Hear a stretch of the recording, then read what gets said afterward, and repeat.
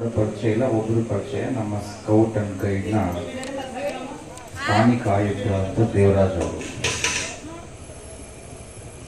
ಅವರು ಮಕ್ಕಳನ್ನ ಕಳ್ಕೊಂಬಂದು ಎಲ್ಲ ಕಡೆಗೂ ಸೇವೆಯನ್ನ ಮಾಡಿಸ್ತಾರೆ. ಜಗತ್ನಲ್ಲಿ 2 ಥರ ಜನ ಇದ್ದಾರೆ.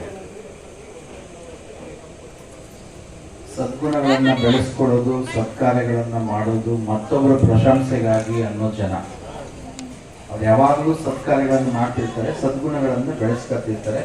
ಯಾಕೆ ಅವ್ರು ಏನು ನಿರೀಕ್ಷೆ ಮಾಡ್ತಾರೆ ಅಂದ್ರೆ ಮತ್ತೊಬ್ಬರ ಪ್ರಶಂಸೆಯನ್ನು ನಿರೀಕ್ಷೆ ಮಾಡ್ತಿರ್ತಾರೆ. ಇನ್ನೂ ಕೆಲವರು ಇರ್ತಾರೆ, 2ನೇ ಜನ.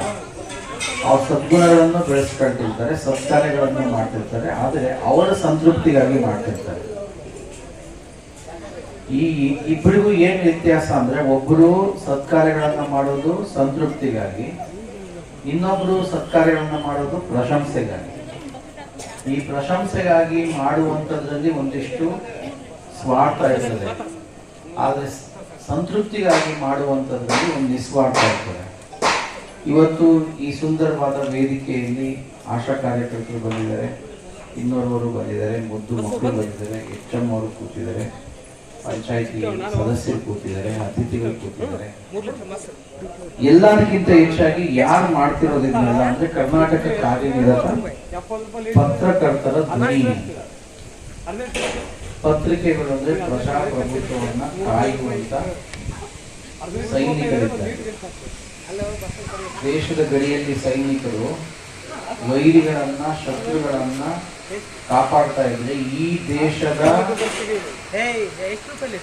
ಶೋಷಣೆಯನ್ನು ಮಾಡುವಂತ, ಭ್ರಷ್ಟಾಚಾರವನ್ನು ಮಾಡುವಂತ, ಅನ್ಯಾಯವನ್ನು ಮಾಡುವಂತ ವ್ಯವಸ್ಥೆಯನ್ನ ವಿರುದ್ಧ ಹೋರಾಡುವಂತ ಸೈನಿಕರು, ಪ್ರಜಾಪ್ರಭುತ್ವವನ್ನು ಕಾಯುವಂತ ಸೈನಿಕರು ನಮ್ಮ ಪತ್ರಕರ್ತರು. ಪತ್ರಕರ್ತರ ಪಾತ್ರ ಎಷ್ಟಿದೆ ಅಂತಂದ್ರೆ, ಕಾನೂನಿಗೂ ಜನ ಎದುರೋದಿಲ್ಲ, ಬಿಡು ಕೋರ್ಟ್ ಇರುತ್ತೆ, ಕಚೇರಿ ಇರುತ್ತೆ, ಏನೋ ಒಂದು 30 ವರ್ಷ 40 ವರ್ಷ ತಳ್ಬೋದು, ಎಲ್ಲ ಒಂಥರ ಆರಿಕೆ ಇರುತ್ತೆ. ಜನ ಎದುರೋದೇ ಪತ್ರಿಕೆಗಳಿಗೆ, ಮಾಧ್ಯಮಗಳಿಗೆ. ಆದ್ರೆ ಪತ್ರಿಕೆಗಳು, ಮಾಧ್ಯಮಗಳು ಅವರ ಕರ್ತವ್ಯಗಳನ್ನ ಎಷ್ಟು ಚೆನ್ನಾಗಿ ಪ್ರಾಮಾಣಿಕವಾಗಿ ಕಾರ್ಯನಿರ್ವಹಿಸಬೇಕು ಅಂತಂದ್ರೆ ಇದ್ದಾರೆ. ಆದ್ರೆ ಪತ್ರಿಕೆಗಳು ತಮ್ಮ ಜವಾಬ್ದಾರಿಗಳನ್ನ ಪತ್ರಕರ್ತರು ಮರಿಬಾರದು. ಅವ್ರಿಗೆ ಏನಿರುತ್ತಂದ್ರೆ ಸಮಾಜದ ಸ್ವಾಸ್ಥ್ಯವನ್ನ ಕಾಪಾಡುವಂತ ಶಕ್ತಿ ಅವ್ರಿಗಿರ್ತದೆ.